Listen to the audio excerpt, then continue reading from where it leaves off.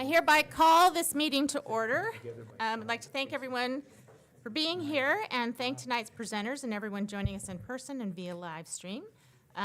Let's see, we've got Sage Hagler, who will conduct or lead us in the pledge.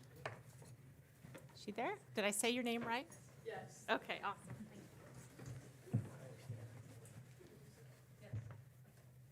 I pledge allegiance to the flag of the United States of America and to the republic for which it stands, one nation, under God, indivisible, with liberty and justice for all. There we go. I turned her on for you. Oh, thank you. All of our board members are in attendance. Addendum materials include written comment, human resources report, Head Start grant application. I would entertain a motion to approve the agenda with the addendum. Is there a motion? I move that the board approve the agenda as presented. I'll Is there second. Any discussion? All those in favor? Aye. Any opposed? The motion passed. Next, Courtney will provide the March awards and recognitions.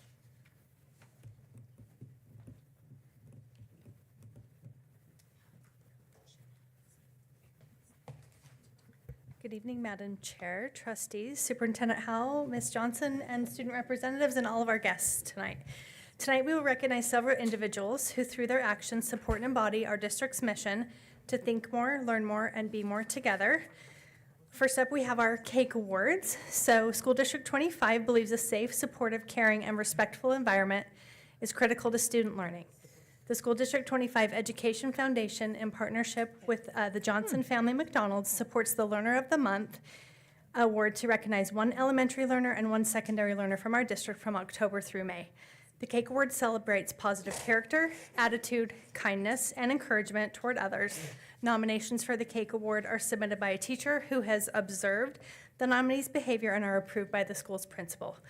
The CAKE Award, in addition to being recognized here in front of you tonight, they receive a gift card for the recipient and their teacher and a $50 donation to purchase books in their name, both courtesy of the Johnson Family McDonald's. So first up, we have our elementary school learner of the month, bless you, Miss Bridget Orgill and Paige Warfield, who nominated. If you'll join me at the podium, please.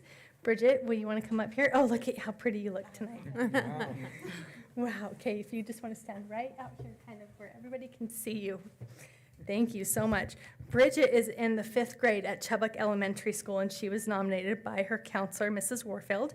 And in her nomination letter, Mrs. Warfield wrote, "Being the new kid at school is never easy. It's even more difficult to come in the middle of the year when friendships are already established. One student recently joined our school and in this short time has demonstrated remarkable kindness and acceptance toward peers. One of their classmates has had an incredibly difficult year and has struggled to connect with others. Though still adjusting to a new environment, this student has made a huge effort to be compassionate and supportive of this peer. When discussing their transition, they mentioned feeling that this peer was misunderstood and deserving of our kindness.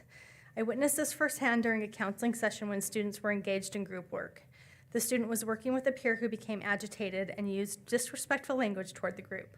While it would have been easy to ignore the situation or respond negatively, Bridget remained calm, acknowledged their peers' concerns, and responded with gratitude for their input. As a result, the group was able to continue working productively. This ability to show empathy in the face of frustration displayed remarkable maturity and an understanding of separating behavior from the person underneath." Wow, that is a pretty outstanding nomination. So Bridget, thank you so much for your example to your peers, and we appreciate you so much. Thank you for the nomination. And if you will let our board members congratulate you. If you'll go say hello to everybody. And welcome to Pocatello and School District 25. Thank you.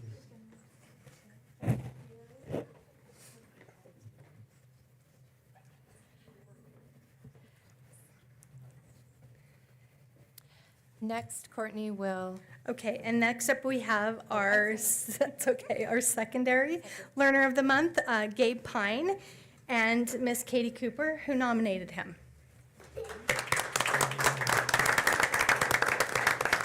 And Same thing, Gabe, if you'll stand right there with Miss Cooper.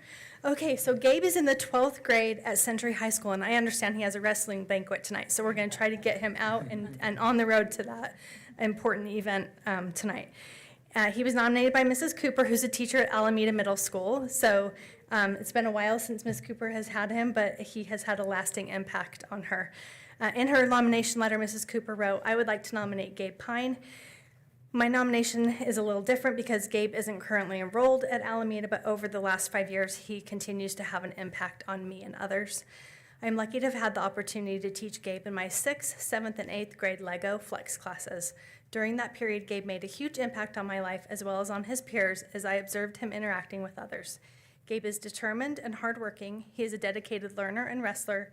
He goes above and beyond to lift those who are struggling. An example of this is in 2021, I lost my son unexpectedly.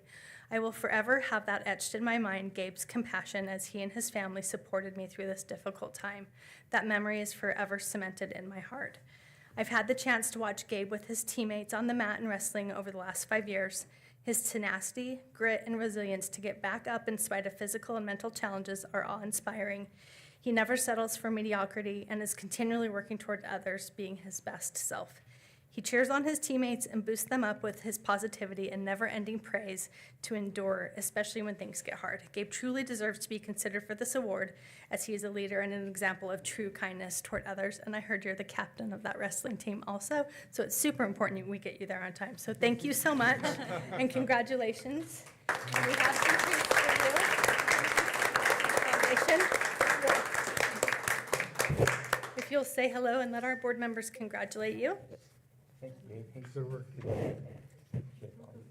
What weight class? Great. Thank you. Congratulations. Thank you.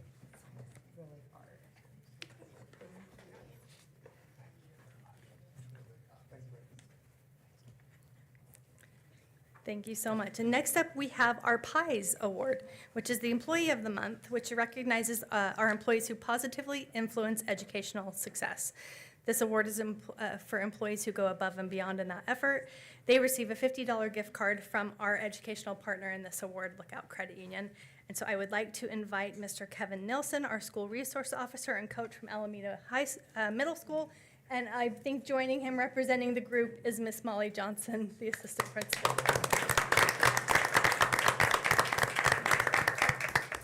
Thank you so much for being here tonight. So Officer Nilsson received many award nominations for this award, so let me just share some of that with you. Officer Kevin Nilsson received several thoughtful nominations for the PIES Award.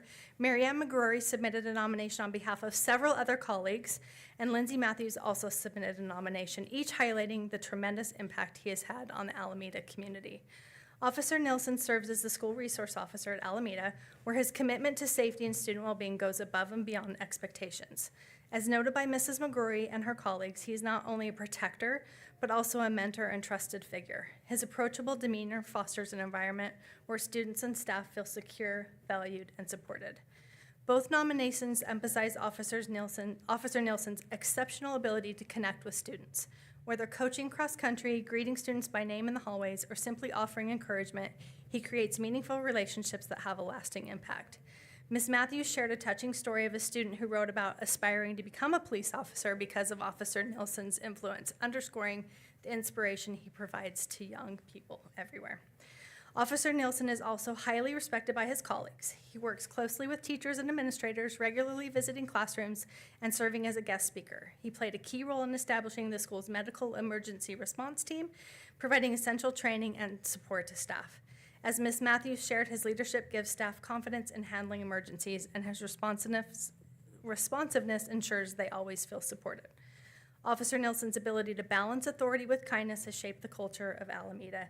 Even students who have received citations from him continue to greet him warmly in the hallways, a testament to the respect he has earned. As one staff member put it, the day Kevin Nilsson is not Alameda is the day I retire.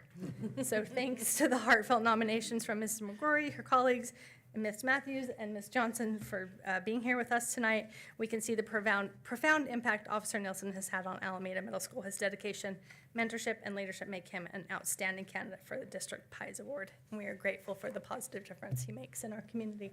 So thank you so much. Do you receive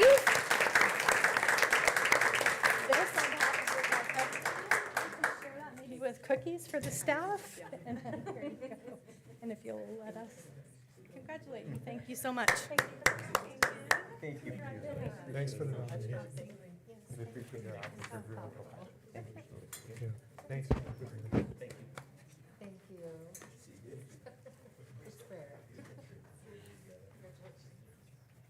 Okay, I have one more recognition for you this evening.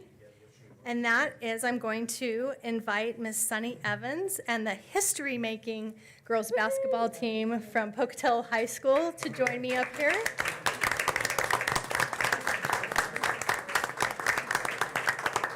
So I want to thank you all for being here. This truly is making school history, as these are the first girls basketball student athletes in the history of the school to bring home the 5A state or any state championship trophy. And I am pleased to recognize them here with you tonight for their outstanding achievement this season. Under the leadership of head coach Sunny Evans, what you're hiding behind me.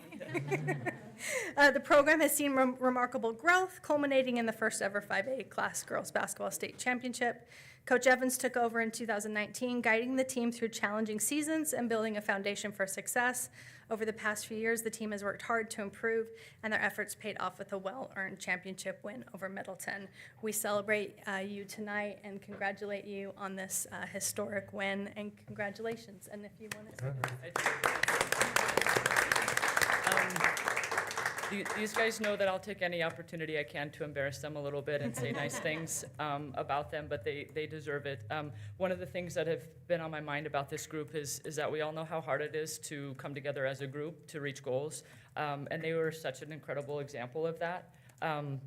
The sacrifices that they made every single day to show up and put the effort in to make this happen. They held themselves accountable. They held each other accountable, which is hard to do, as young kids.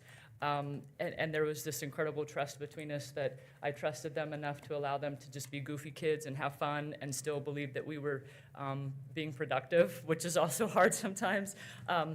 But they also trusted me enough that I could say, hey guys, we got to rein it in a little bit.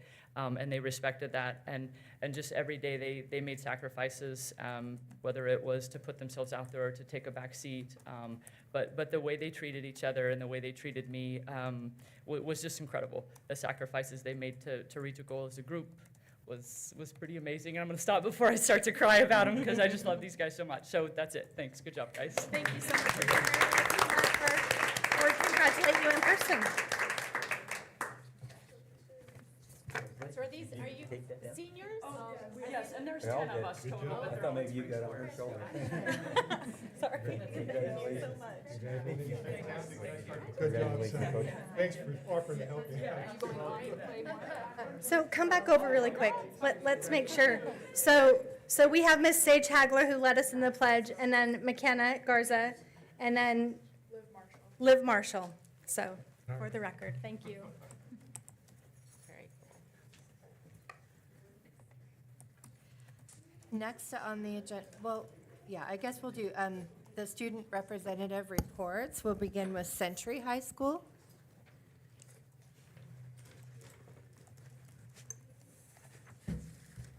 Hello, it's nice to meet you all. My name is Beza Masu, My name is Lily Orgel. and we're the new ASB presidents, and we'll be representing Century High School today. Congratulations. Thank you. To start off, as you all heard, Gabe just won the cake award, so we're super proud of him.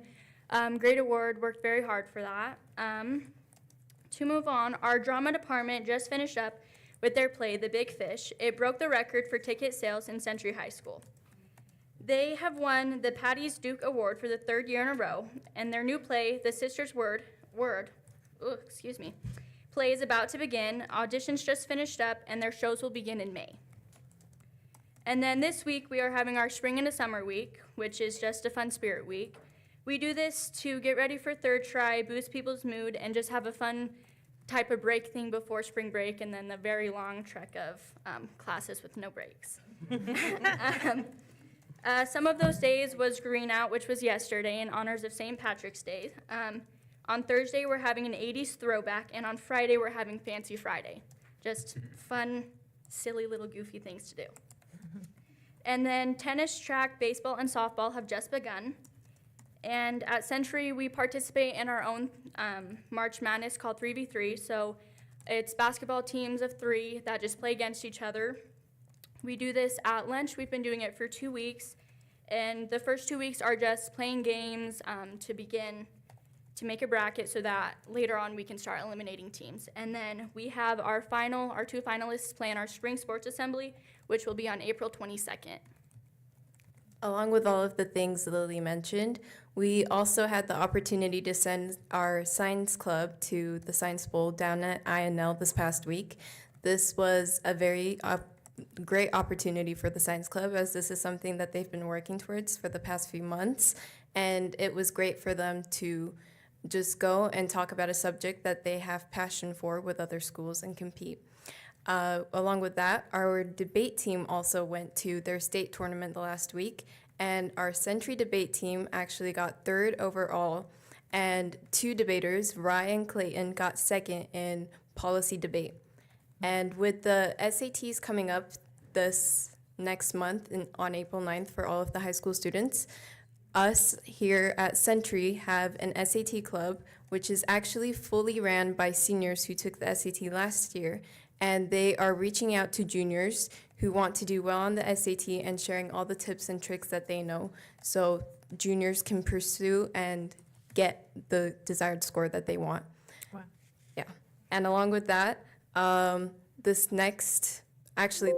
Thursday, we are having our ISU signing, academic signing, and this is our way to just appreciate and just commemorate all of the 4 years and dedication that the seniors have taken to get to where they are.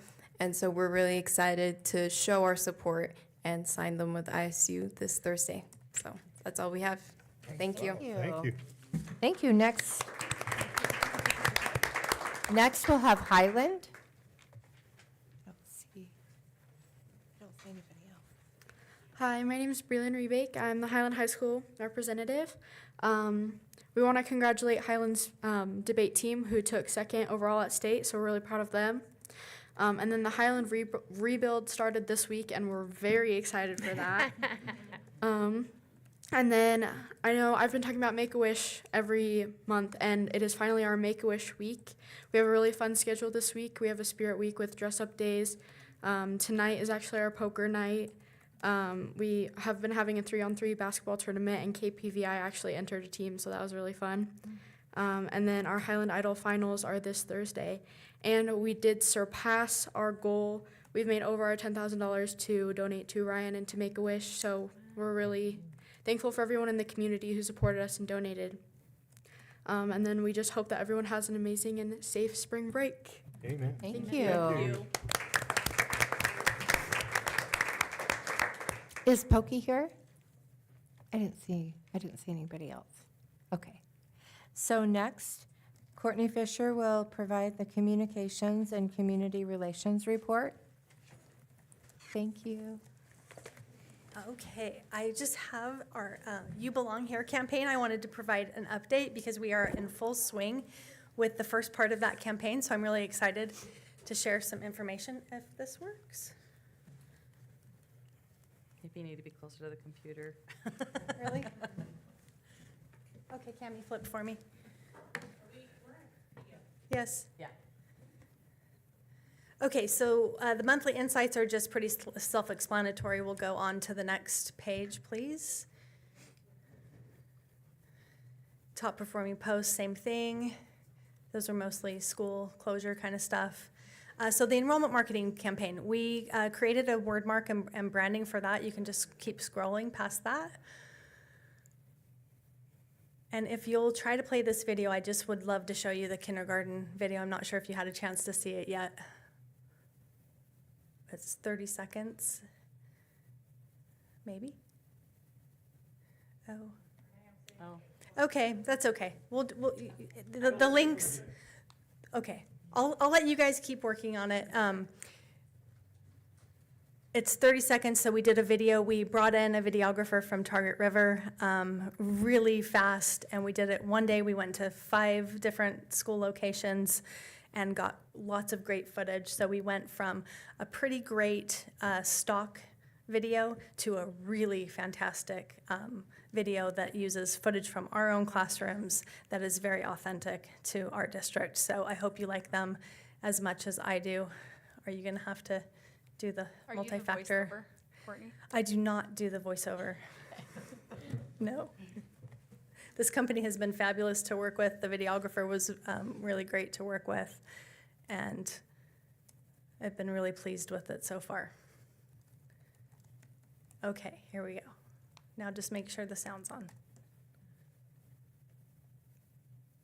Looking for a school with academic excellence, safety, and innovation? Choose Pocatello-Chubbuck School District 25. For nearly 140 years, we have helped every learner succeed through personalized learning. With award-winning teachers, a 92.1% grad. Okay, let's start it over. I heard we're gonna work on the technology in this room. Oh, no. Need an ad blocker. Okay, start over though. Perfect. Looking for a school with academic excellence, safety, and innovation? Choose Pocatello-Chubbuck School District 25. For nearly 140 years, we have helped every learner succeed through personalized learning. With award-winning teachers, a 92.1% graduation rate, and programs such as STEM, arts, athletics, and advanced learning, we offer the most comprehensive education available locally. Enroll today at PCSD 25. You belong here. Kindergarten registration open from March 21st. Click on the video to learn more. Okay, so that's the video that's working in a multi-channel behind the scenes, which is perfect timing because I don't know about you, but every time I get on social media, I'm now getting bombarded by new educational opportunities in our community, some that I've never heard of. So I feel like we were really prudent in starting our campaign when we did. And so these are on YouTube, on Google search, on Facebook, social media kinds of things, trying to direct people through those videos and other activities, other search ads to our enrollment page. And that enrollment process opens on Friday. And then we'll have the in-person event on April 3rd. Cami, if you'll keep scrolling. There's a general video too that you can watch at your leisure. We're not gonna watch that here tonight.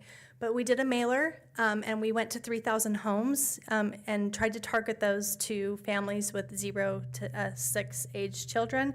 I've heard that some families got them that don't have children, but that's okay.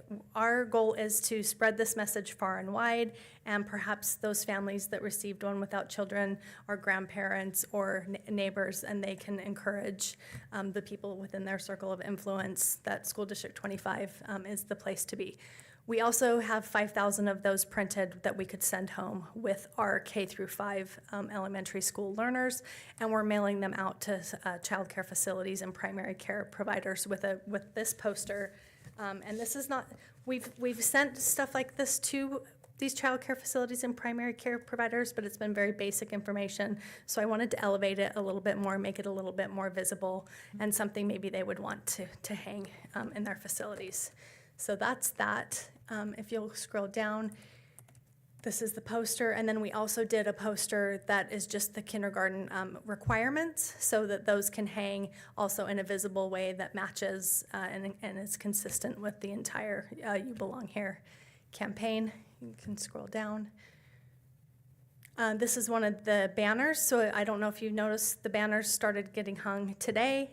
We have 10 locations where those banners are hanging, including our fence to the transportation fence on this side of the parking lot. So those will go up today. And then we also did some yard signs. So you should start seeing these. We got 130 of these. They will be at every school in District 25, as well as some key visible locations throughout the community. If you know of a location that we should put a sign, please let us know. Maybe you have a corner that is visible where you live that we could put one, but certainly we'll be looking for places to place those. We didn't date them so that we can use them year over year. Same thing with the banners. I wanted to be fiscally responsible to not just publish things for 1 year. So we tried to keep them generic enough that we could use them for the next 2 to 3 years, as long as, you know, the wear and tear with the wind that we've had lately, hopefully they will remain intact. We've also made some website updates. We've got pop-ups. This is all over our website with it beginning this week. So it's very visible and hopefully intuitive when our families come to enroll by Friday, that they can just go directly to that online registration system. We've also built this part of the website out to include a why choose School District 25 for kindergarten, with some metrics and some reasons why families should be choosing school district as the choice to begin their child's journey. And then we're building that out more comprehensively for the general campaign as well. So that is the You Belong campaign, as I hope you like it. It's been really well received from the feedback that I've heard. So it's something that we've talked about building out through our employee hiring fair this summer, and there's lots of ways that we can integrate that messaging into nearly everything we do as a district. A couple other things I wanted to draw your attention to are the Highland High School Rebuild website. We added the new drawings to there, we added the bid, and we will add pictures from the groundbreaking that will be at noon tomorrow with the Pocatello-Chubbuck Chamber of Commerce. So when you get a chance, you can check that out. Just trying to keep that website as updated as possible so we can bring the community along with us in this process. And then Everyday Matters, this is the March campaign. We're just continuing to build that out every month with a customized message for that month. So we have 3 more months. We have March, April, and May left in this campaign. So we're still continuing with that as well. And then we've also talked about doing this again next year with the attendance, but we'll roll that into the You Belong Here and make that part of the attendance campaign as well. And then just one last thing, the Save the Date, the grand opening celebration for PV Tech will be held on May 1st. Those invitations are being mailed out by Friday. We're in the process of doing that right now. So that concludes my report. Thank you. The only comment that was accepted is some written comment, and that is in the addendum. Next on the agenda is the approval of minutes. I would entertain a motion to approve the February minutes as presented. Is there a motion? I hereby move that the board approve the following minutes as presented. Is there a second? I second. Any discussion? All those in favor? Aye. Any opposed? The motion passed. Next on the agenda is the approval of the consent agenda, which includes authorization of payment of claims, supplemental financial information, human resources activity, camp requests, and early graduation requests. I would entertain a motion to approve the consent agenda. I hereby move that the board approve the consent agenda as presented. Is there a second? I second. Any discussion? All those in favor? Aye. Any opposed? The motion passed. Next on the agenda are the self-explanatory reports, which include Idaho General Fund Revenue Report, food service free and reduced lunch eligibility, professional development Head Start, student enrollment and student suspension reports. It is now time for the presentation of proposed budget adjustments for 2024-2025 school year, which will be presented by Jonathan Balls. I will now recess this meeting and convene. Oh, I'm sorry. Yep, let me, I'll let you go first. thanks. Sorry. And this is the exact same slides and documents that I presented last week in the board work session. But again, those that are hearing that first, again, this is our budget hearing that has been published in the Idaho State Journal the last 2 Saturdays, March 8th and March 15th, showing the revenues and expenditures in the different categories for the general fund and then all other funds. You'll see that we did, and this is as of July 1st, going through June 30th for the 24-25 school year. You'll notice that, again, by way of budget, that we did have some more reserves there for beginning balance, and that helped soften the blow a little bit. As we've talked about all fall, with our declining enrollment, state revenue was down $2.4 million, and so that helped offset that amount. So that first page is what was in the paper. The other 4 pages are some supplementary information prepared, and with great appreciation to Michelle Leiby and Cade Teeter in our finance department that helped, that are literally tracking these ever since July 1st, when that the budget gets changed as different things come in. Again, you can see the 30-plus funds that we have there.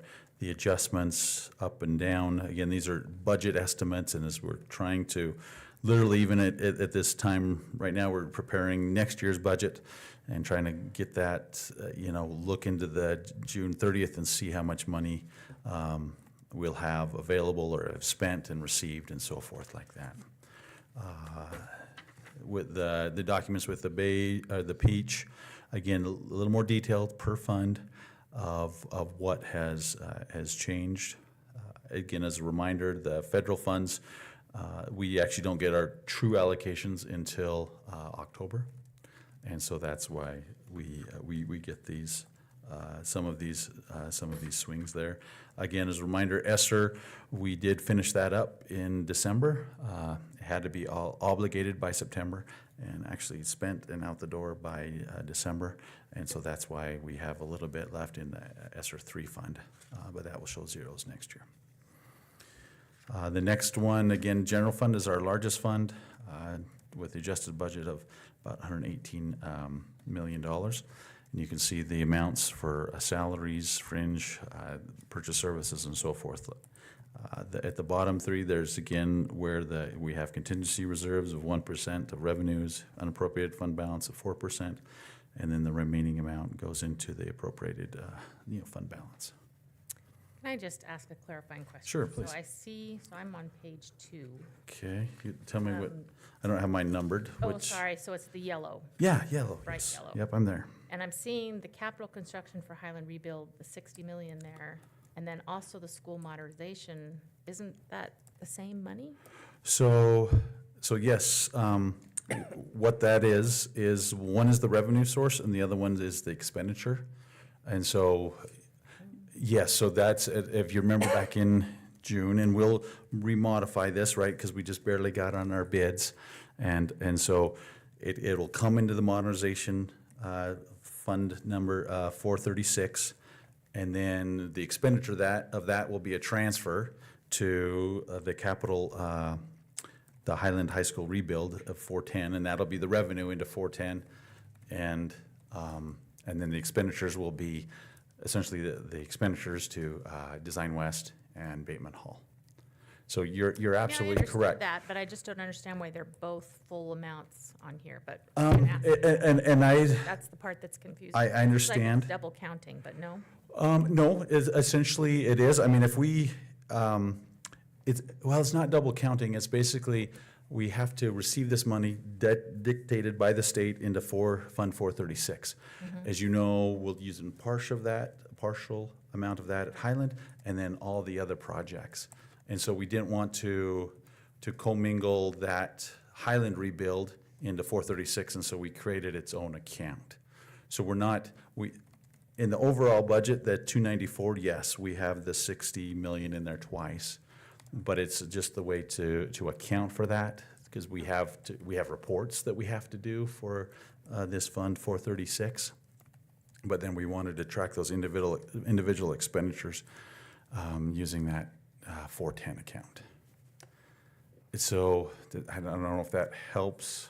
Kind of. This is very unique. Obviously, never had this in my 14 years of experience of that, but I think that's the best way there. But yes, that does inflate our budgets there, yeah. But it is still proper accounting. Okay. Procedures there. It's just with a little bit of effort, I think it will help us on the back end if, you know, if we want to know how much exactly was spent on Highland or exactly where we spent our modernization funds, which we have to give a yearly report on how we do So that that. will all remain in that 410 account, and so whenever that's spent, we can track it in that. Correct. And it'll be a transfer from the 436, you know, as needed. Again, as you know, this 410 account will actually go through four fiscal years. And so I didn't know how to do that. I didn't know how to say, okay, in fiscal year 24, 25, we're only going to spend X few $1 million there. And then, of course, the next fiscal year, we're going to spend several million. And so I just budgeted where we initially thought, and this was even before we did, you know, we had some of those alternates that we approved, and that's where the $60 million came from. So you'll see that basically decrease as the Highland is built. So That on makes Fund sense. 490, did we receive 25 million or? No, not, again, that's what we anticipate with interest and so forth. Oh, okay.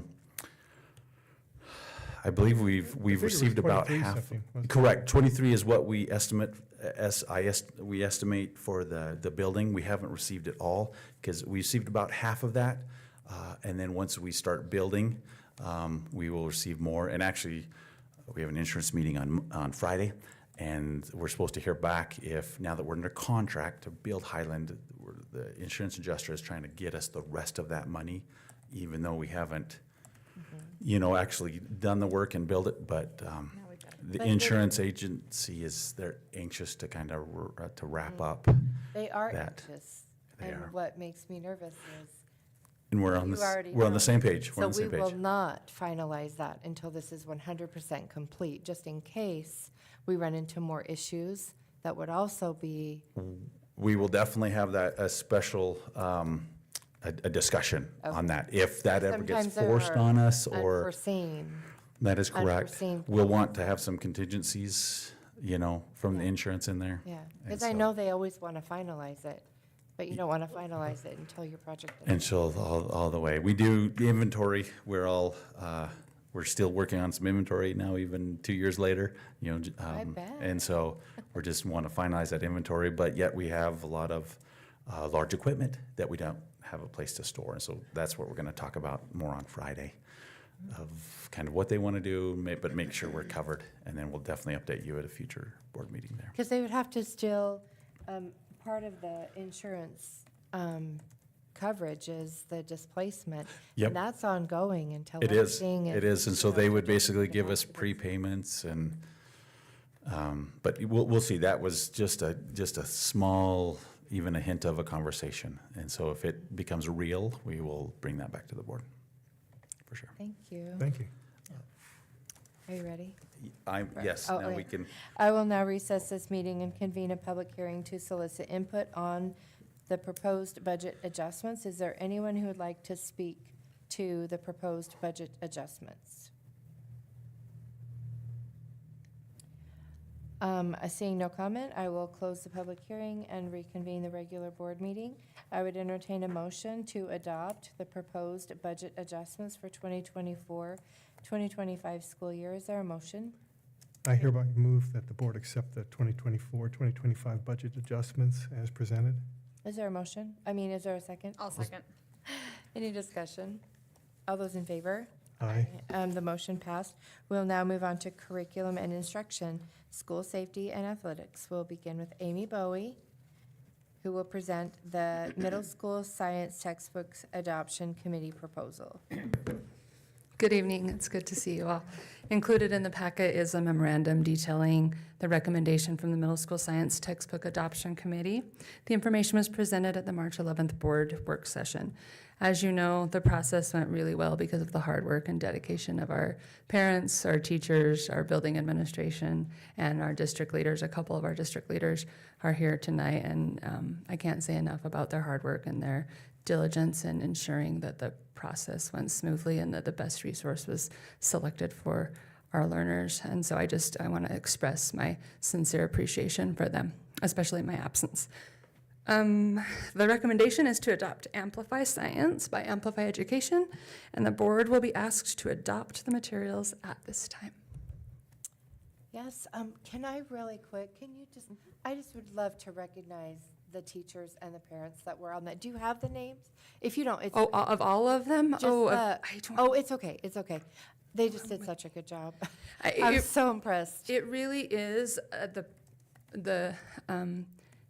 I have a lot of really exciting parts of my job, but the best part of my job is when we get to see the passion and the collaboration, and that's not easy work. You saw how many materials that teachers and parents were asked to review and preview, and just the fact that they care so much, that they see an importance of having the best curricular materials and the best instruction, and then the work that's going to continue with our unit development to make sure that there's a guaranteed, equitable, and viable curriculum from building to building, from teacher to teacher. Oh, it It's was really inspiring. impressive. Yeah, the teachers, I mean, they were doing lessons with the class. I mean, just going through the curriculum in addition to all their other jobs. And then the parents went through it thoroughly, doing lessons with their own kids and researching. It was impressive. Yep, It was impressive. I concur. So I just would like to, give them a shout out. So I hereby move. So on the textbook adoption committee proposal, I would entertain a motion to adopt Amplify Science 2020 by Amplify Education Incorporated as the middle school science curriculum as presented. Is there a motion? I hereby move that the board adopt Amplify Science 2020 by Amplify Education as the middle school science curriculum as presented. Is there a second? I'll second. Any discussion? All those in favor? Aye. Any opposed? The motion passed. Thank you. Amy. I thanked everyone except for the board members who participated. They also worked really hard, and they were really good also. No, you guys did Thank- your usual excellent job. Yes. And Ray, and thank you for your research into that as well. And next, AJ will review the Head Start 2025-2026 continuation grant and annual rate waivers, followed by Sue with the universal consent form. Good evening, trustees. At last week's work session, Head Start presented the 2025-2026 continuation grant along with 2 annual waivers. Those items are up for action for you today. There's actually 3 items for action. The first one is the 25-26 Head Start grant application with the self-assessment report and selection criteria. And then the 2 waivers, the first one being the non-federal share waiver, and the second one, the bus monitor transportation waiver. Are you ready for the motion? Yes. I'm a little gun shy. I would entertain a motion to approve the Head Start 2025-2026 continuous grant inclusive of the self-assessment selection criteria budget and the annual transportation and non-federal share waivers as presented. Is there a motion? I hereby move that the board approve the Head Start 2025-2026 continuation grant as presented. Is there a second? I second. Any discussion? All those in favor? Aye. Aye. Any opposed? The motion passed. Next, Sue will join AJ. I had them written into All a the single same approval one. for the continuation grant and the non-federal share waiver It was all in and there. transportation waiver. Okay, thanks. It's all back. All of it as presented. So last week you did present changes to the parent and guardian universal consent and acknowledgement form. Reminder, we added some clarification to questions that we were getting questions over the phone, so we added the clarification. We did change the military to make sure that it said what it was supposed to say, and then we also changed the sex education to make sure that it went to the right students and not, it was going to the elementary students and it didn't need to go to that, so. We're going to ask for approval so that we can get this into our OLR for kindergarten registration. And I would note that the suggestions that were made at the March work session were added to the form, and they're highlighted in yellow. Okay, all right. Okay. Okay. All right, so I'll go ahead and. Okay, so I would entertain a motion to approve the revised parent guardian universal consent acknowledgement form as presented. Is there a motion? I hereby move that the board approve the revised parent guardian universal consent and acknowledgement form as presented. Is there a second? I'll second. Any discussion? All those in favor? Aye. Any opposed? The motion passed. Thank Thank you. you. Next, Tanya Wilkes will report on the following: the Rails West Federal Credit Union sponsorship agreement and the use of district football equipment for summer camps. Good evening. So I know that it was presented to you last week. We did make the corrections on the updated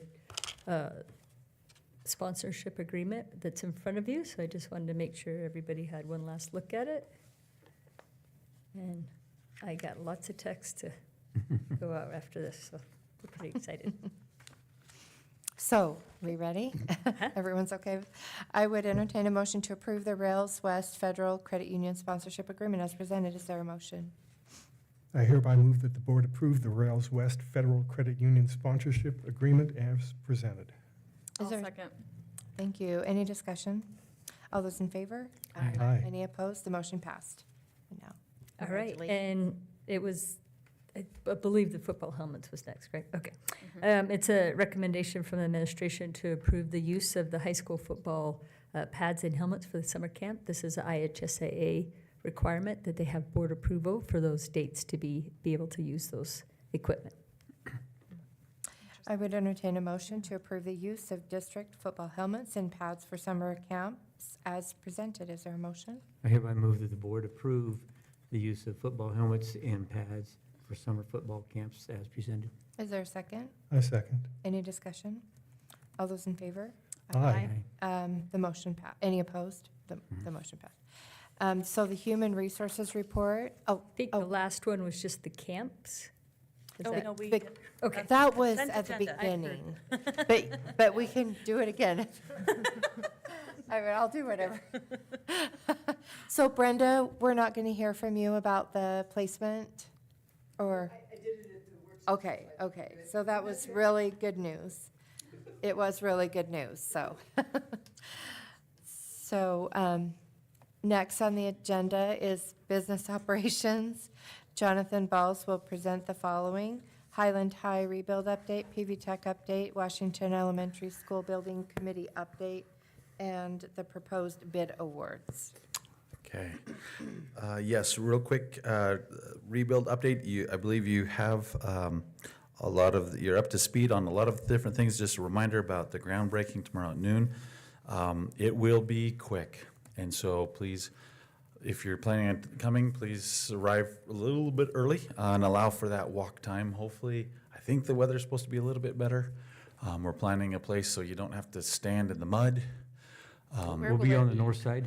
You will be on the north side. Yep, so just come up right up that fairway drive. Where the teacher parking used to be. Teacher parking lot, correct. Okay. By the tennis courts there. That is And correct. we're okay to just park right there along the side of the road? We won't be in the way of the buses or anything like, I mean, at that time of day? If you can find a spot, I'm gonna try to go early and park across even Olympus and, Over in the Cook County Court. Oh, at the. yeah, at the over in the county. Event center? In the event center, correct. Just in that corner parking lot. So wherever you can find this place, just leave enough time, like if there's not a room on the road to be able to get there Gotcha. in time. So because it will be fairly quick. We will make, it will be a ceremonial. Groundbreaking, as you know, we'll make a dirt row and we won't get, trying to make sure your shoes don't get wet or muddy. So It's supposed to be nice. Yeah, tomorrow, isn't it? silver. it's supposed to be nice, but I'm afraid it still might be muddy. It is Idaho. Yes, you will. It is Idaho. You will have Every the season shovels. today there Oh, is. Yep. that's great. And there'll be different stages, but we want the board to be front and center there. Regarding our application to ask the city to vacate Bench Road, is in fact going in front of the city council on April 3rd. As I understand it, normally they won't vote on that till April 17th. And then literally I'm asking, okay, what other steps do we need to get that recorded? I believe there is some more steps that I don't have that information right now.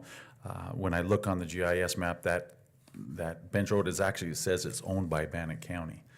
And so I believe there's some drawings we'll have to get, show an easement to make it legal that this So is we now- just have to keep an easement there for the county, or what do you? That is correct. For utilities, we know we'll have an easement there for Idaho Power.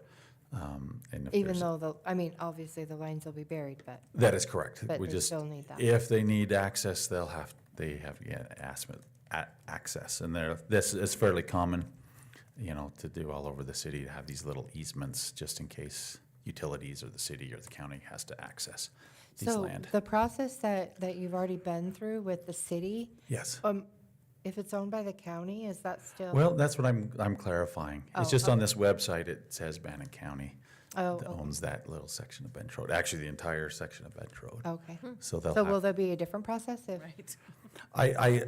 we have the city, I assume it will just have to be, probably some drawings, I think. But we did part of that for the application, so I'm anxious to see what we need to do there. I see. So I'll probably report that to you in April. So. Okay.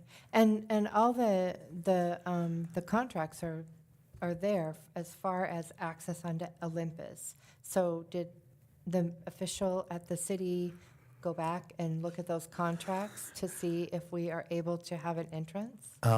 He did. We did not receive a definitive yes or no, because now our latest one that Dr. Hall and I, as we spoke to him, he's now thinking there has to be basically a barrier so that you couldn't exit south.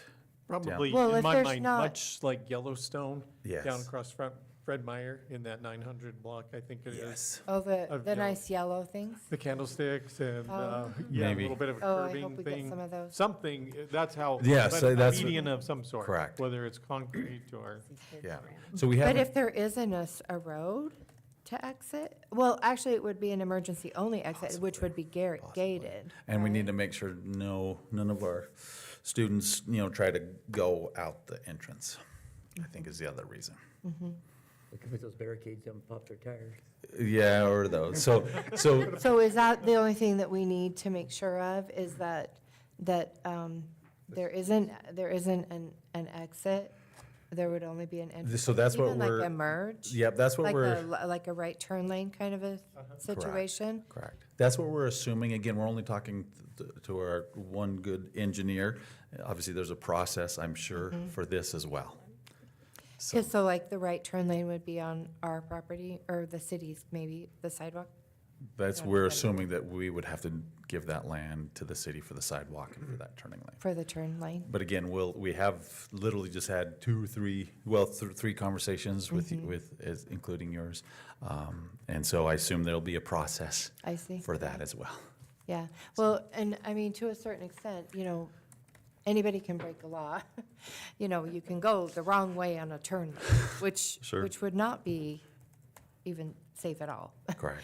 But I guess I'm assuming that, And that's where I think they want this, to prevent that at all costs there. I see, okay. So again, we're in just the preliminary conversation stages there. And that really won't affect the main entrance anyway, because it really won't be usable for very much, other than entering the parking lot. Correct. As far as like the entrance and exit to the school will still be on the former Bench Road. Is it still going to be named Bench Road? Or will there just not be a name? I haven't. Is the I haven't even address, thought is the that. address still Well, going to be, what, 1200 Bench Road or whatever it is? I'm saying yes, it needs to be. Okay. But excellent question. I'm going to write that one down. Well, because if So, there's yeah, not 'cause a that's- Bench Road. I assume that's the future steps, yeah. I was just wondering, if you Address look at change, you Google bet. Maps and you go, okay, take me to 1200 Bench Road, will Or, yeah, there be 1800, yep. 1200 Bench Road anymore? Yep, you're good. So yeah, I think we definitely need to keep that. And that may be part of the easement, right, that will keep no the idea. address. Just So- curious. On that same thing, just clarify this point for me. please. If we have to put in like the median bumper thing with the yellow sticks, is that on our dollar? If the city wants it out in the middle of the main road? We'll ask that question. Okay. We don't know Correct. the answer. Okay. Correct. He did, I mean, our engineer is saying about the cost, but yeah, I don't know. I would assume that we would have to bear It's the same thing with idle power. If we do anything with idle power, you know, they do some of the work, but the majority of it comes back on the landowner. Even You know- when we did the property swap for Venture Way, then that was part of our holdup, recall. Oh, yes, looking yes, into yes. Doing the sidewalk and basically the, one half of the road and so forth, that was on the, on our. Yeah, dime. yeah, they wanted us to. Yeah, Mountain State. Yeah, they wanted us to develop that up Venture Way, and we said, no, we, you know, we're not developers, but we did have to pay to have Right. that development agreement tied to that piece of land, that whoever develops it must, you know, put in the sidewalk and half of the road. So I So would I just, assume it's gonna be ours. I would just say that the candlesticks will not prevent anything, plus they look super bad. Because if they want to go out, they just make a right turn. They'd go out the end, Sure. you know what I'm saying? Like you do on that little road that goes down to And, I Flank mean, Road. unless it's barricaded, you On know, right Flank after Road, the you have entrance. to make a right turn instead of a left turn to go to Costco now? Yeah. Do you know what I'm talking about? Sure, yeah. So you have to make a right turn and then turn around? Yeah. People would Yeah.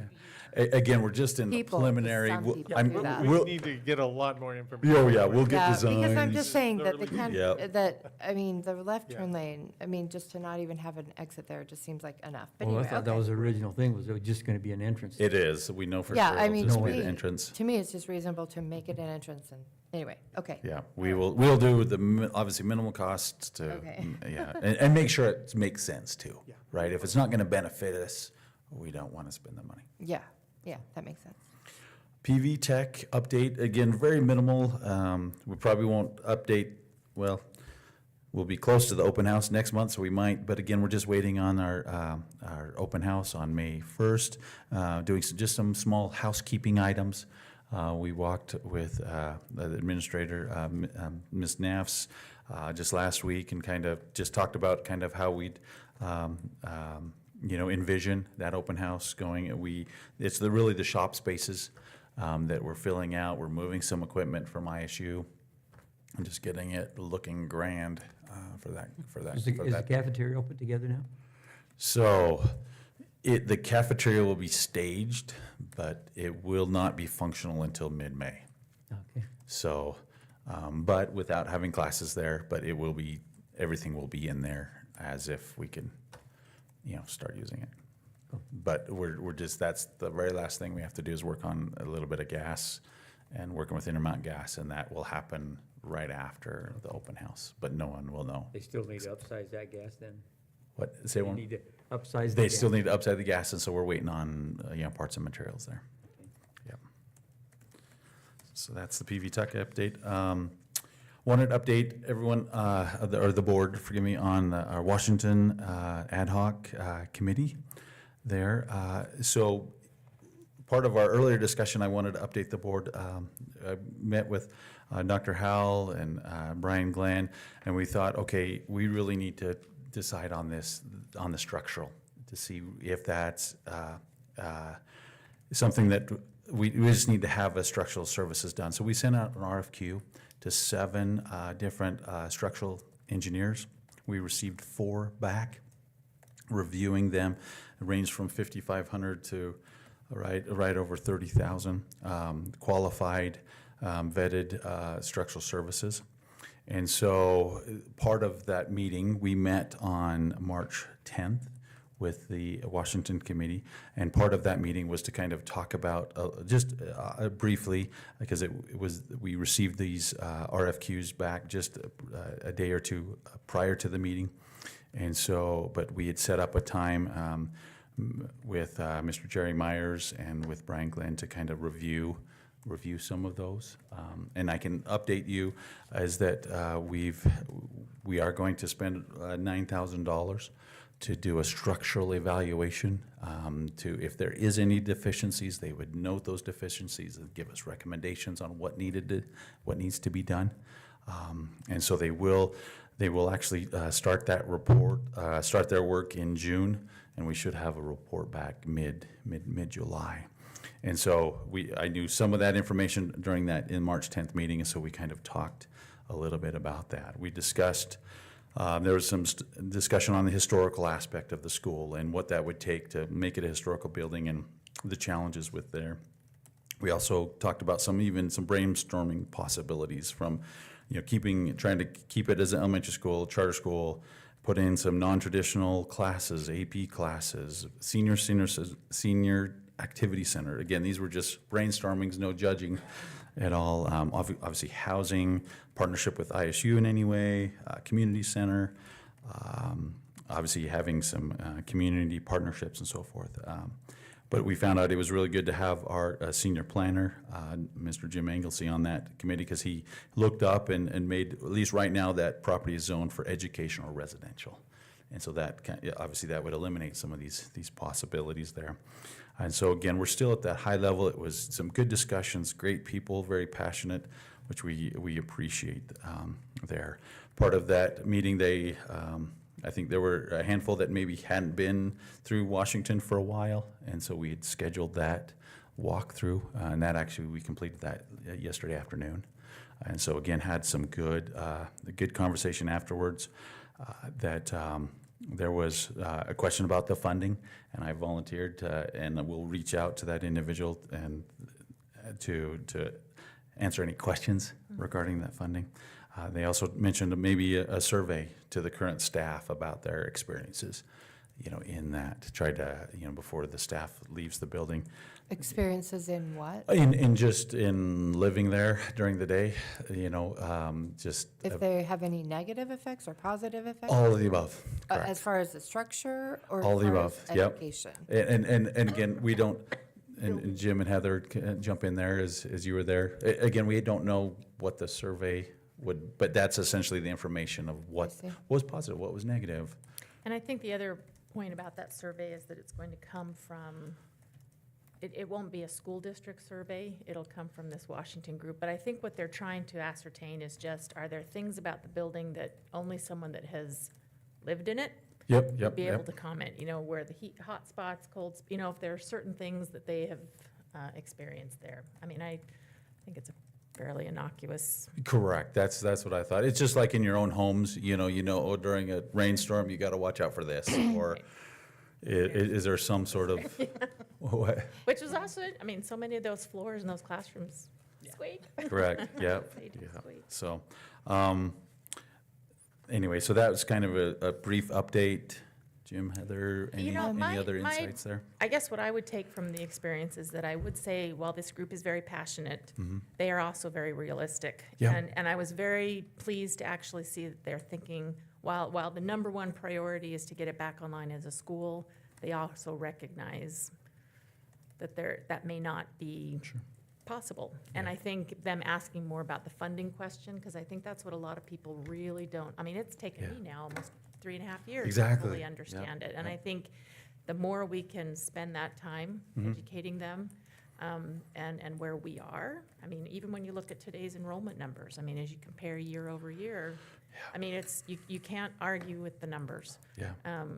But the other important thing is that the school you can't just turn off the lights and walk away from it. So we will have to figure out, because security still has to happen, lights, electricity, water, things like that will still have to be monitored. Yep, and we're And definitely planning on Are there things that. that we can use? Are there things that have been outsourced from Highland that could be brought there? I think that, initially my mind was going to bringing the wrestling and cheerleading out of Princeton, so we're not paying rent there, but the gym is really quite small. So, I don't know necessarily about that, but I think I was pleased to see that we're doing the due diligence that we needed to do. To say, this is the structure of the building, this is, and that'll be a great answer. Correct. To what can possibly be done. And many of the different avenues of what we may or may not do needed that structural survey. Yeah, and I will speak to that. Well, one question I have is, do we need to decide what happens to the building before we spend $9,000? No. Because we need to know what our goal is, because I will say, as far as due diligence, they had 11 meetings and 7 board meetings, and other school districts, Caldwell, this is from Mary Ann McGrory, Caldwell, Nampa closed 4 schools, Caldwell, they closed a middle school, the elementary, and there was no meetings Yeah. And at all, so no to- public input asked. I appreciate you mentioned that. So I just wanted to Madam bring Chair. that back up. Yeah, to- and so I think we talked about that, and again, I mentioned that to the board, again, we need to keep our dollars as close as we can to our learners as possible, but we felt, that was a reasonable amount, so I don't think we need to decide, before we spend this money, just because, that might help either eliminate some options, that the board will decide on. Okay. If it's, again, it's a very, role, is it gonna come back good? Is it gonna come back bad? I mean, Right. Well, I and so we'll need that for all the different, options that we need. So I think it's worth, and we have that 9,000 or just in our operational maintenance dollars to spend on that. I guess the reason I asked this question is because when I voted the way I did, it was with the recommendations from the entire administration, with many recommendations, and the committee, but also it was because part of it was the money that was being spent on that could be redirected to other places for, as you say, Sure. get as close to the learners as we can. And so if we keep that school, that's a different thing. I would probably not have voted the way I did. Because if we keep that school, we're paying for it, the upkeep, the renovation, any of that, I wouldn't have voted that way. Because the best way to use that is to keep it close to the neighborhood and Sure. the learners. And so now that the board has voted to, close the stool and redistribute the learners, this, okay, now we have this property with a building on it, and now what's the best use for the, for Without the school us district? putting money, because that was part of it. It was the fiscal part of it. Oh, yeah, yeah, The, staff, the student, it was all of it. correct. The And- vote, that was part of that vote, is the fiscal part of it as Sure, well as- and that definitely still stands, forefront in my mind. It's just by spending this $9,000, getting this report, we have the actual concrete information of what, what the future will bring. So we can definitely, have those, we'll have that report by July, plan on that. Again, Because if we our, do know if our minimum vendor comes amounts through with already. it. And that's what our decisions were based on. We do know minimum amounts. This is just going to show us additional, Correct, Amounts. what can be a little more precise. yeah.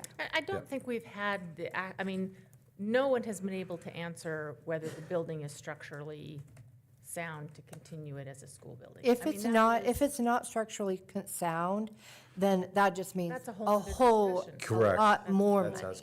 Correct. But That's it the doesn't whole- mean less money. That just means more money. That's my If, point. if Is that. that the minimal route amount we is know, chosen. but we don't know the maximum amount. Correct. But we will find, if it is not structurally sound, We'll know. then suddenly we will know a maximum amount. And again, that narrows our options, right? And It I think does that's, narrow our we're just getting to the point there. Anyway, Jim, did you have any thoughts or comments from? Well, I was just gonna say, first of all, when we were talking about doing the inspection on it, we don't want to even think about what we can do with that building until we really know what we can do with it. I mean, if they come back and say that, the structure on it is just not any good, then really, we're really limited. If they come back and say, this is a great building and it could be a great school for another 100 years, then, we got a lot of options to do whatever. I see, rather than, as we grow, hopefully we'll continue to grow. And, I mean, I know we've gone backwards for a little bit here, but I hope that we can grow. And most likely, we're going to grow north.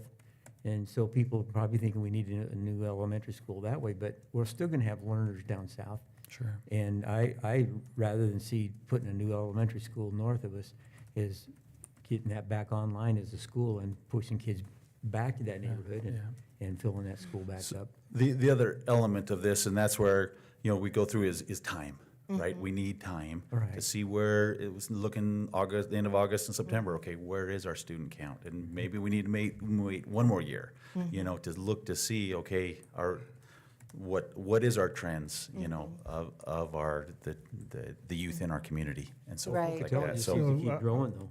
Right. And And we're- part of the reason I also did, voted the way I did is because of, there's a school 0.8 miles away, to another 1.3, another 1.2, another 1.7, and then within 2 miles. So to kind of say, oh, there are no schools, there are schools sure, somewhere there, within 0.8 yeah. miles, and then a lot more within 1.2, 1.3, 1.7. Sure. So, Jonathan, Yes. what do you think the impacts are going to be from House Bill 93 on the fiscal side of things? That is a $50 million question, right? Well, I guess you'll know Friday, right? Is that enrollment? Is that the first day of enrollment, Friday? For kindergarten? Did Courtney say, yeah, uh-huh. We'll have to look and see.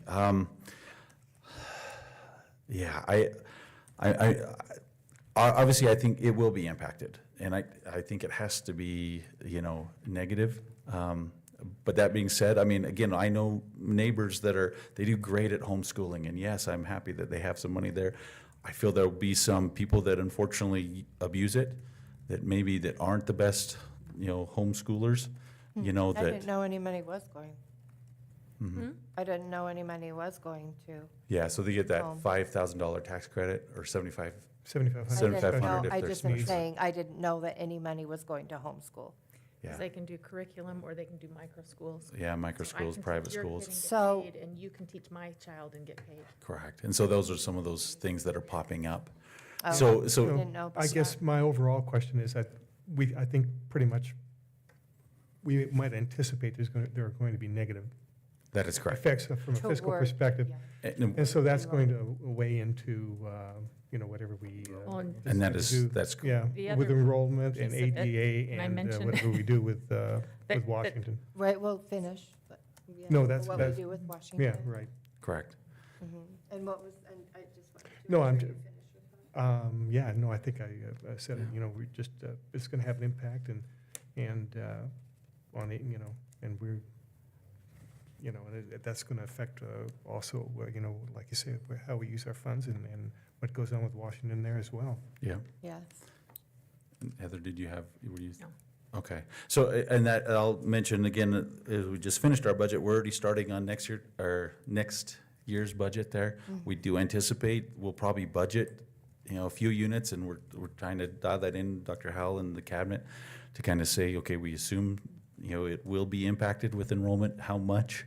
We're again trying to be fiscally responsible, conservative with our budget, try to put revenues lower, and so and then we'll know when the kids show up in, the end of August, so.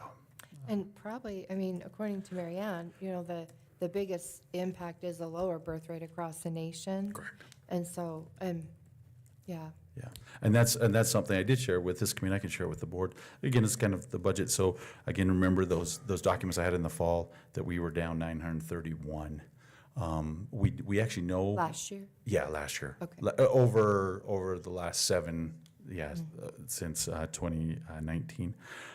And during that same time, we could still actually see what our friends at the charter schools or charter schools did, and so when you net those, because they did increase a little bit, when you net those two amounts, there's about 616 learners that either went to private school or homeschool or basically it were lower family sizes. Not there? Oh. And so, and I assume the majority of it was just lower family sizes, that we basically graduated more kids than we brought in.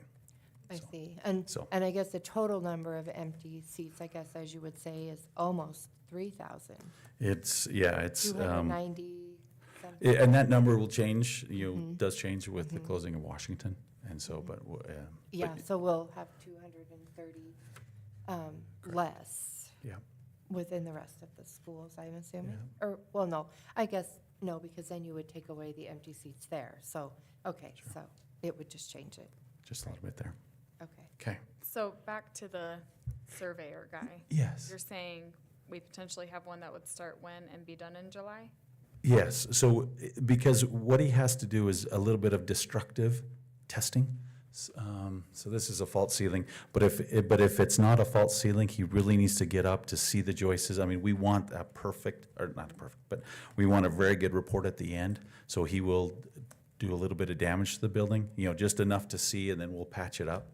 We just didn't feel that that was good to do while the learners were still in the school.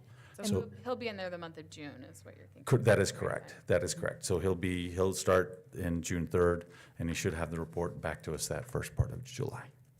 I remember the same architect that did Washington, Highland, and a green, I can't remember now, Tendoy.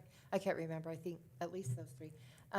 They talked about, at Highland at least, they talked about they couldn't see if it was earthquake, up to earthquake, the Correct. code as far as the And standard. this testing will be able to do that. And this one will? Correct. Okay. That's part of it. They call it destructive testing, where they're going to look, they're going to try their best to get at any access spaces, but if there's a spot, I really need to know what's happening up in that roof and where the joists, meet the wall or these different additions. They will, cut a little bit into the hard ceiling and, look, take pictures and so forth. Because that had additions on it after, was that cafeteria or? It is, yep, the Okay. cafeteria was after, yep, and there Oh, was another one even earlier, I believe. Okay, so two. So again, those are the key points, just as in addition in your house, those are the leak points, those are the key Like one paces. code versus another code versus.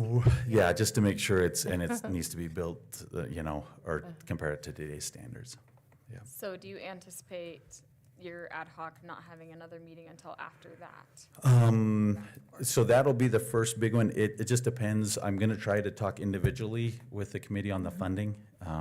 But there was mention that maybe get the committee all together We're going to for get the together funding. to do their survey, and then Sure, but that might be, just kind of their association there. Is that kind of what you that's thought? what I understood. Yeah, But, yeah, not until we got anything back from the engineers. correct. Okay. Yeah. so Because I we anticipate really, that'd be July. I do want them to have a very nice neighborhood, and I don't Absolutely. want them to have any problems And, with and, that. and they had, we dispelled some rumors. There was a rumor that husband and wife both heard that we were turning the green space into a parking lot. Yeah. And it was no.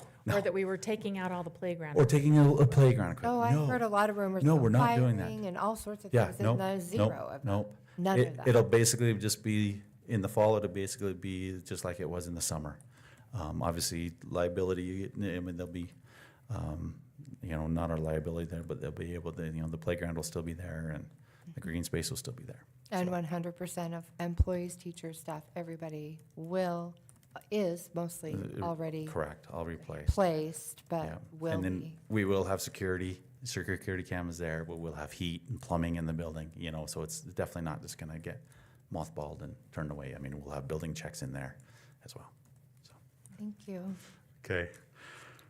Thank you. If That was great. that's it, we'll move on to some bids. And we have 4 bids in front of you. I'll make a general statement ahead, just like we saw with the Highland rebid, that those bids came in lower. And you'll notice all these all of them came in lower as well. It's a combination of 2 things. One, last year we were a little bit underbid, and so we try to be more conservative and put that budget a little taller. But then the subcontractors, I think, are a little bit hungrier, and so that combination basically just meant that all these bids came in under budget. So the first one is the boiler replacement at Indian Hills. We sent that out to 6 vendors, and we had three vendors received. 1 was unresponsive. And so we have 2 bidders there in front of you there, and it's our recommendation to award the bid to B&S Boiler for the amount of $258,000, and that's approximately $177,000 under our estimate. The next one will be for carpet and Cove, which is the base. There are various district buildings, and you can see there. And we sent that out to 7 vendors. We only did receive 1, so we appreciate that one wall-to-wall carpet. Again, these different projects, the Pokey High, there's 15 classrooms, the media center, at Hawthorne Middle School. Out at Tyhee is the entryway that need to be done. And so that totaled $57,358. And it's a motion that we recommend awarding that to Wall to Wall. The next one is some roofing. Again, back to my previous point that, again, we had to actually not do as many roofing projects as we wanted to last year, just because the bids came back so tall. But so we had two roofing bids there, Tom Robinson and Briggs, and it's our recommendation that we award these two projects to Briggs Roofing. And that is substantially under the budget there, the $402,000. Again, roofing, we will definitely see an increase in roofing over the next several years. So, So if they get into this and they find that the structure of the roofing underneath of it has got some issues, does that increase that bid, or are they stuck with fixing that? So it's kind of both. That we did ask for kind of we did say that they needed to repair that, so that should be in that base bid. But we will work with them if it's more than what we thought, and it's basically just insulation. If there's a little bit of wet insulation or anything underneath that decking, we don't anticipate it'll be a large amount, but there are some roofs that we will definitely ask for per square foot price, because it might be a good section of the roof. But that's not on these two, though. Can you kind of tell if there's been leaking into the building? That is correct. You can kind of watch if it feels squishy.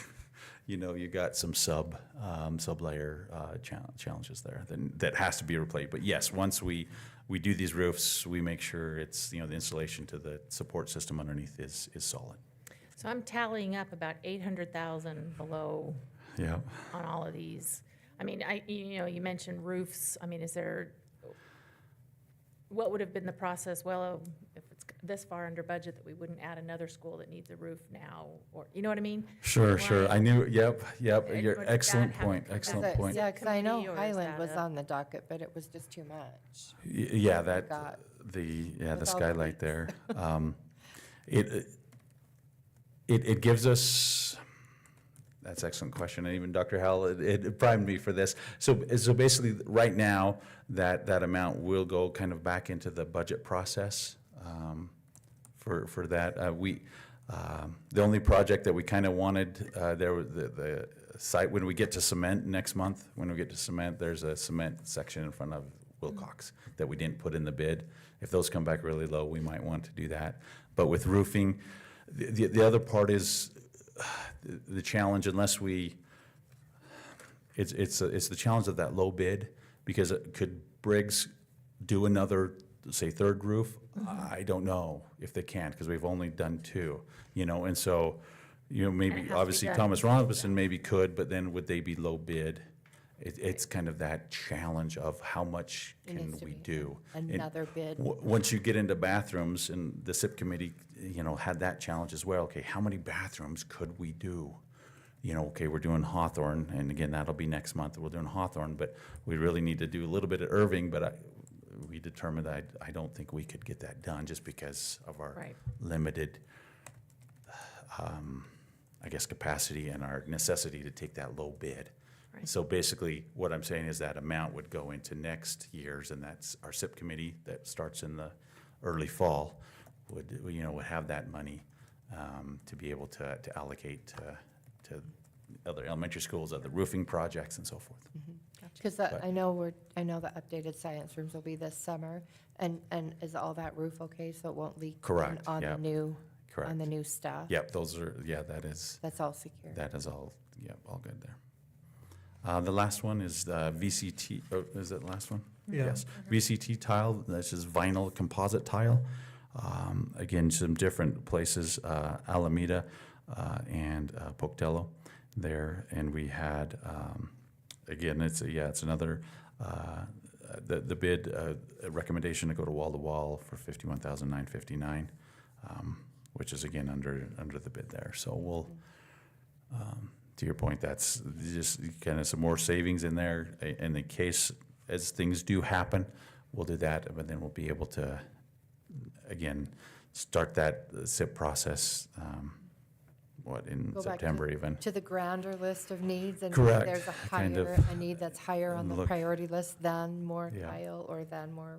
Correct. And I just wanted to clarify with the Highland tile that, that when the water ran Mhm. down the hallways, that's 100% covered by the. That is insurance, correct. And we actually will already, that- Oh, will that be, and that was that in the bid for, it actually was separate, but we've already Oh. received the money there. oh, okay. So we will plan on doing that. Will that be this summer, or are you just gonna do it when you do the rest of it? I'm trying to think, looking at Dr. Howell. I think we talked about doing it this summer, actually. With the. site Yep, and just plan? because, again, that's one of those Using the same insurance. tile as whatever is gonna be used in the upper? It will be different tile because it needs to match the hallways. Oh, I see. So that new addition will have LVT, luxury vinyl tile. So you need to match the hallways versus matching the commons rooms coming down this way? That is correct. Oh. Correct. At least that's what we thought there. And so we thought it's. Because that hallway kind of connects from the commons and. It is. There'll be a down. transition point there for sure. I Yeah, there's see. locking doors, right, like that. Correct, yeah. They're- they'll They're be- just fire doors, but Sure. they're open all the time. Correct. And, yeah. Yeah. That's correct. So I think those are up for an action item, right? And then I'll go real fast under the emergency school closure. Okay, oh, I'm sorry. I would entertain a motion to approve the following bids: boiler, carpet, roofing, and VCT tile.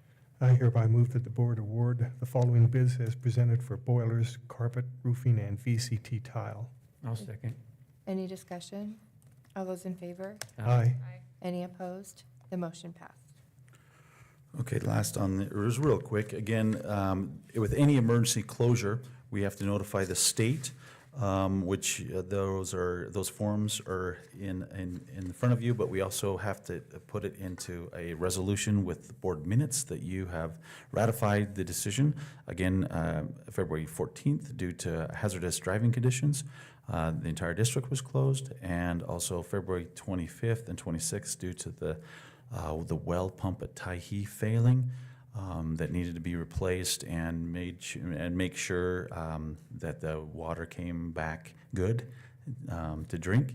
And so we needed those 2 days. Again, that, by way of information, that pump was put in 91. And so we've got 30-plus years out of that. And Mr. Glenn and I have already talked about, okay, do we put that on a 15-year schedule just to replace it, just to avoid any future disruption, if at all possible. Oh, my kids were really happy with it. Oh, sure, I know, there was a couple. But nobody got any, bad water, though? No, it was still good water, great water there. Instead of a Just snow we day, a couldn't- pump day. Yeah, pump day, there you go. So before Probably a you, good day too, huh? Hey, good weather. We all had fun. yeah, there you go. Celebration. So the motion is before you is to declare these emergency closures. I would entertain a motion to adopt the emergency closure resolution as read in the minutes. Is there a motion? I hereby move that the board adopt the emergency school closure resolution as read into the minutes. Is there a second? I second. Any discussion? All those in favor? Aye. Any opposed? The motion passed. And next, before we Jonathan. move on, I just want to express my appreciation to all of you guys for, I don't know if this is appropriate or not, but the care you have taken to the people, their concerns, Heather with your, and Jim, with the Washington parents, it's really, I personally really appreciate the care that you've taken and the time you've taken to do that, since we were just talking about that. So, thank you. And so next on the agenda is the superintendent's report, as presented by Superintendent Howell. Thank you, Madam Chair. In case you haven't heard, we're doing a groundbreaking tomorrow. I think this is the fourth time that may come up. Even in the student report, we heard that. So there was a district curriculum committee that was scheduled for Thursday. It looks like that's been canceled or postponed till the next month. There probably weren't any too many items or ones that were of high priority, so Mrs. Bowie has moved that. You'll see, of course, spring break begins next Monday and goes through Friday, and then we will be back on April 1st. And, well, we'll be back earlier on the 31st, but on April 1st is the first commitment of the board and the cell phone policy committee meeting at 5 o'clock. And so Mr. Knopf and Mrs. Furness will be attending that. And I think that is the third of potentially 4, but I don't know how far along your work has come, but We're it sounds like things are progressing pretty moving. well. That will be the third meeting, yeah. But Okay. we're making good progress, and Tanya's doing a great job. And she's very well prepared, and there's lots of good information, good input. Excellent. That's great. Okay.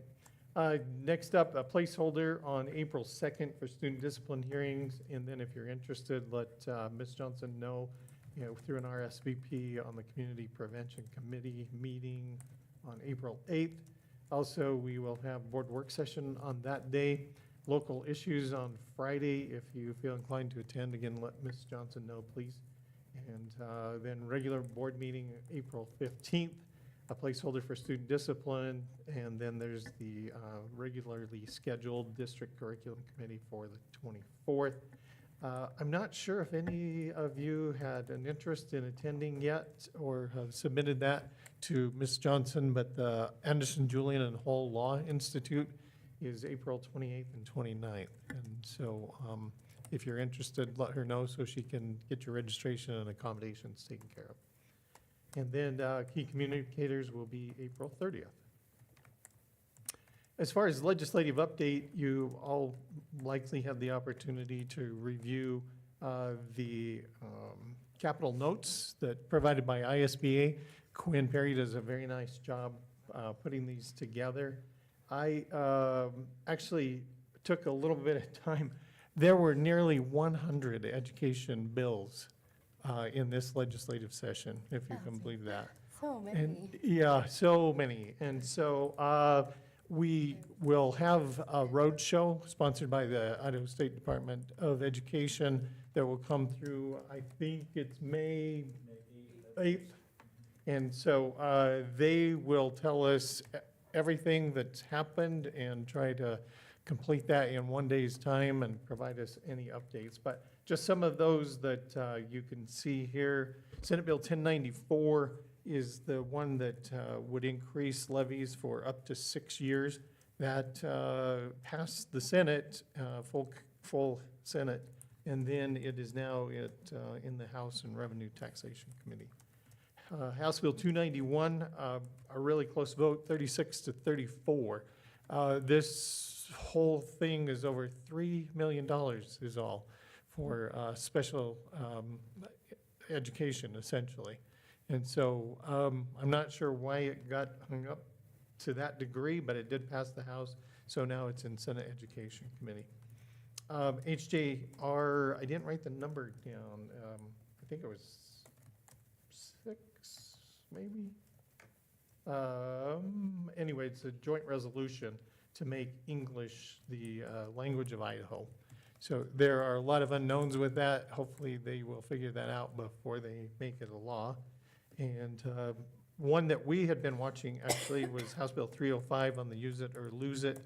And although we do not anticipate any what I would call revenue that we could use toward operational budget because we are spending our money on people. So we are using the full amount and, as you know, a little bit more. And so we made that up with the budget tonight in the mid-year adjustments, and we appreciate your efforts in that regard. House Bill 380, that is actually going to the governor. And so House Bill 382, and this is on collecting immigration status. And it was pulled from the calendar with a note there that perhaps it will go away this year. House Bill 392, Districts of Innovation.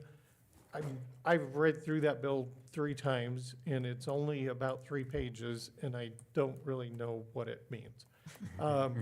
Yeah, it says that Districts of Innovation, it's a local innovation plan, creative alternative to existing practices intended to improve student learning and student performance. So I would almost say this is a personal bill that someone's trying to get through for a school or a district, and has some background and a context for this. So they just want to be able to approve alternative learning mechanisms? Is that kind of like? I'm not really sure. They want less Not accountability for these districts that approve this through a board plan that is then sent to Boise and approved there. But it's not referring to testing? A little, yeah, it could be testing, it could be Or all the of it. school calendar, the number of minutes, and that sort of thing, just for those districts of innovation. So they can say innovative ways of consolidating learning into a shorter amount of time? Perhaps, I'm not sure. Like I said, I don't know what the intent is here. What number is that again? That is 392. 392. Yeah, That and in is fact, the notes interesting. on Quinn's document here, it's, See it on, It's I don't not see on it. here. oh, Yeah. it's not? No. no, it's, I did I see just 382, tell you 383, that and one? then it jumps up to 1069. Oh, maybe that was one I just pulled that I thought was of interest, and I Okay. didn't quite understand it, but. And um, it didn't go anywhere.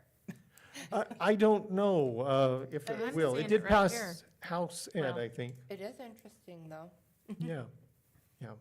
I was just looking on the capital notes, but I didn't see it there, but it maybe Yeah, it's right here. on the capital notes. Yeah, the track bill. So you're on bill If you, tracker? yeah, if you hit Oh, that. okay. Yeah, I That's just have a 392. page kept up on one of my tabs of all the legislative action and activities, and just kind of go back and forth on that I every day. see. Oh, the bill tracker, I see, okay. Yeah. That's Yeah, interesting. so, yeah, once that tab's open, then you can go back to the main page and look I've up any never of the clicked House on bills. that. Yeah, there's I just looked 392. at the Or ones Senate they bills. highlight. Yeah, See it right there. yeah. Transportation is looking good, 396, and this would be any district-owned vehicle could be reimbursed, so vans, cars, et cetera. That would be beneficial. That one is actually sponsored by Representative Garner. And then, And that's to transport students? Uh-huh, yeah. Or not, but not adults? Is this just in Students, regards to yes. student transportation? yeah, yeah. Okay. So it would have to be a yellow bus, big or small. Yeah, because I did get an email about alternative transportation Uh-huh. that, for smaller places. This is it, yeah. Okay, Yeah. interesting. New civics test in the works, and Jim, this one is probably of particular interest to you. It was Senate Bill House 1045. And remember when we went to convention and we were talking about board members' spouses and that whole discussion, and we went from a few hundred to just kind The of whole thing. the guy's the limit. That was actually, this one is going to the governor. And Oh, is it? so those smaller rural districts that have less than 400 students in their public schools there, they, the board member spouse can continue to be employed without renewing every year. Oh, So they okay. can be a permanent employee. Yes, essentially. Yep. Right. So, Well, that's good. yeah, that was really, that's a good one for them, Good. for sure. And we had sent a note, I sent one on behalf of the board to encourage them to continue to pursue it, which I'm sure they were already going to do that, but Yeah, probably. maybe a little word of encouragement, yeah. And then there is another bill, Senate Bill 1147, which is on student and math achievement outcomes for 5th through 8th grade learners. And this one is $35 million worth. It is in House Ed right now. It passed on the Senate side, but I don't know if this one's looking too good to get out of that committee because of the price tag. So if they were arguing over 3 million, I don't know how we're gonna get to 35, but that's just Doug Howell. So anyway, that's my report, Madam Chair. Have we heard anything more about Critchfield's, I mean, there's been talk about going, or at least a partial enrollment versus attendance. I mean, has anything moved with her? Let me look into that. Okay. I Am I can't remember, I've interpreting read something? I thought so that's- much. Yeah, and Yeah, I I thought can- there was some discussion that there was gonna kind of be a hybrid suggestion. Uh-huh.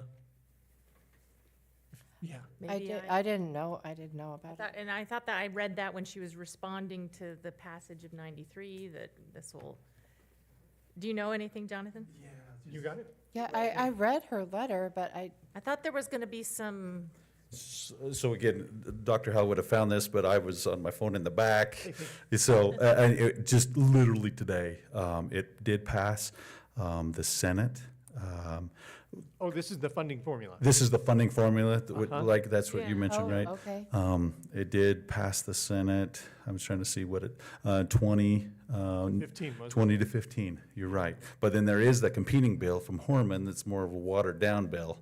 So the House will have to consider both of those, if I understand that correctly. And you're talking about the one that's the $3 million one?